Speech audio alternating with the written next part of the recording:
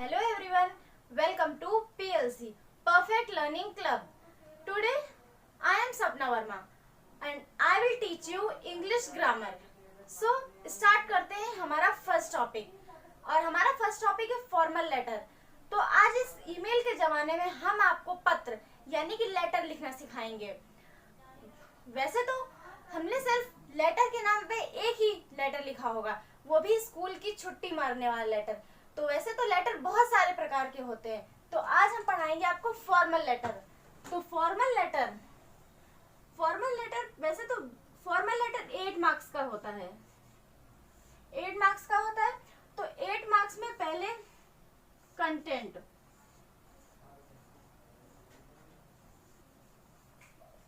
Content के 4 marks होते हैं. फ्लुएंसी, फ्लुएंसी के 2 मार्क्स. एक्यूरेसी,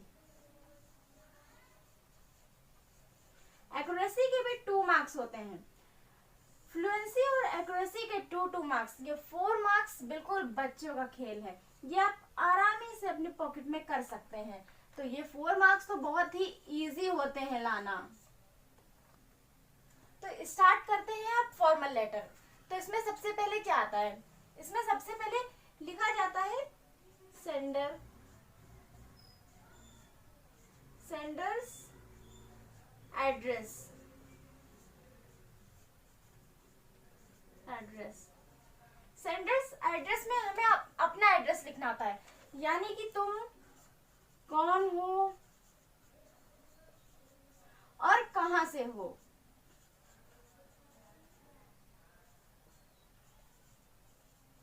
इसमें तुम्हें अपने बारे में बताना होता है कि तुम कौन और कहां से हो. उसके बाद आती है कि डेट.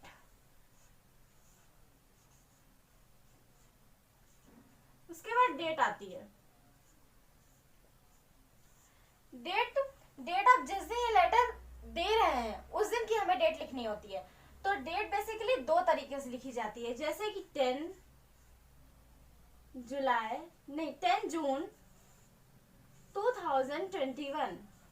तो एक तो डेट ये ऐसे हो गई, और दूसरा तरीका होता है 10/5/2021. तो आप दोनों ही वे फॉलो कर सकते हैं, क्योंकि दोनों ही तरीके से अगर आप डेट लिखते हैं तो बिल्कुल सही होगी. अगर मेरा तो वैसे फॉर्मूला है कि जैसे जिस मंथ की मुझे स्पेलिंग नहीं आती है तो मैं ये वाला फॉर्मूला अपनाती हूँ, नहीं तो फिर यही लिखती हूँ. तो अब इसके बाद आता है रिसीवर्स एड्रेस.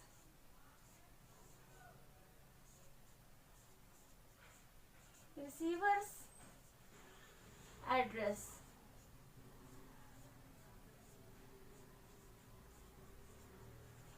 इसके बाद रिसीवर्स एड्रेस. रिसीवर्स एड्रेस मतलब ये लेटर आप किसको दे रहे हैं उसका एड्रेस लिखना होता है. जैसे कि आप न्यूज़पेपर के एडिटर को दे रहे हैं तो आप लिखेंगे the editor PLC news paper Dwarka Delhi.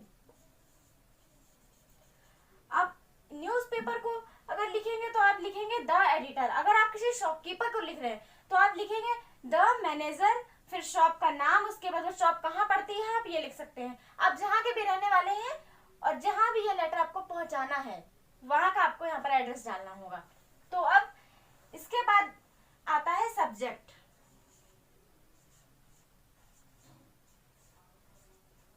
Subject, तो सब्जेक्ट में बेसिकली क्वेश्चन में यही चीज दी गई होती है.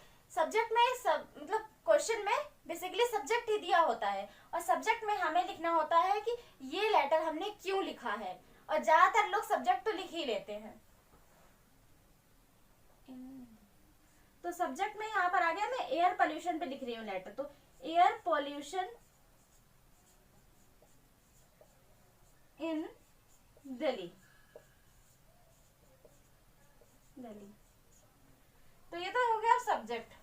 उसके बाद आता है सर और मैम. अगर ये जैसे आप सर और मैम लिख सकते हैं, जैसे कि अगर ये कोई आप एडिटर कोई फीमेल है तो करते हैं। तो अब ये तो हो गया, तो स्टार्ट करते हैं हमारा फर्स्ट पैराग्राफ। सर और मैम के बाद लिखने के बाद हमारा फर्स्ट पैराग्राफ कैसे लिखा जाता है। तो फर्स्ट पैराग्राफ में आपको लिखना होता है पैरा फर्स्ट। पैरा फर्स्ट में लिखा होता है कि ये लेटर आपने क्यों लिखा है, ये लिखना होता है कि लेटर में क्यों लिखा है, मतलब कि why this letter you are writing. तो अब व्हाई, तो आप फर्स्ट पैराग्राफ में मैं तो ऐसे लिखती हूँ जैसे कि through the column of your esteemed daily I would like to draw the kind attention of the authorities regarding the problem of alarming rise up in the level of air pollution in New Delhi। तो इतनी तगड़ी अंग्रेजी लिखने के बाद examiner भी आपको 10 of 10 marks दे ही दे। तो अब सेकंड पैराग्राफ स्टार्ट करते हैं। वहां तक तो चलो बता दिया कि फर्स्ट पैराग्राफ में वाई लेटर क्यों लिखा जाता है। अब सेकंड पैराग्राफ स्टार्ट करते हैं। तो second paragraph para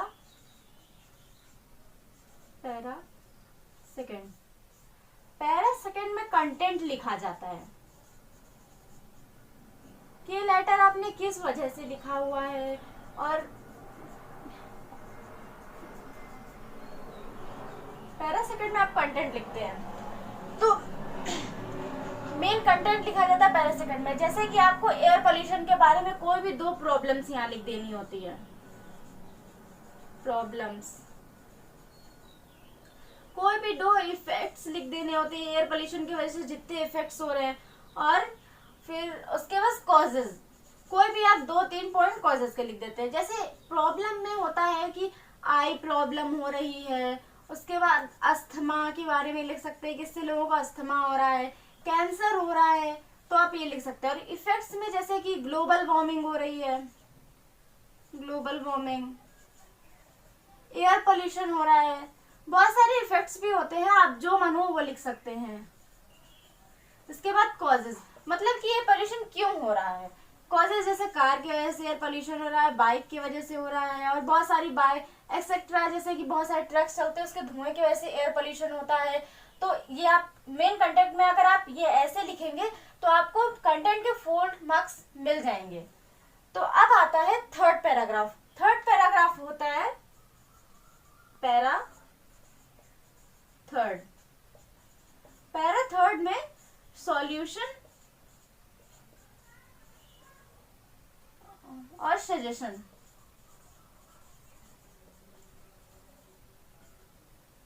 para third में आप लेटर में बताते हैं कि जैसे पैरा थर्ड में लेटर में बता सकते हैं, कोई सोल्यूशन बता सकते हैं कि एयर पोल्यूशन कैसे ठीक हो सकता है, और सजेशन भी दे सकते हैं कि जैसे आप मेरा सजेशन लीजिए, अपने न्यूज़पेपर पे लिखिए कि एयर पोल्यूशन कैसे ठीक हो सकता है। लोग कम बाइक चलाएं तो इससे एयर पोल्यूशन ठीक हो जाएगा। बाइक ज़्यादातर कम डिस्टेंस की दूरी पे लोगों को पैदल जाना चाहिए, बाइक और कार का कम यूज करना चाहिए। तो आप ऐसे सोल्यूशन और सजेशन बहुत ही तरीके के दे सकते हैं।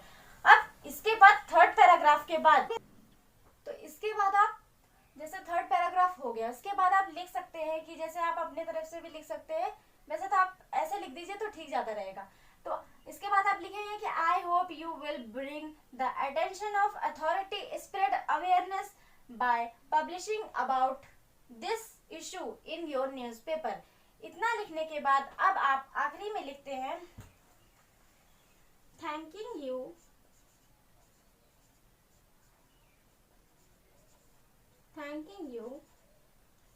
yours truly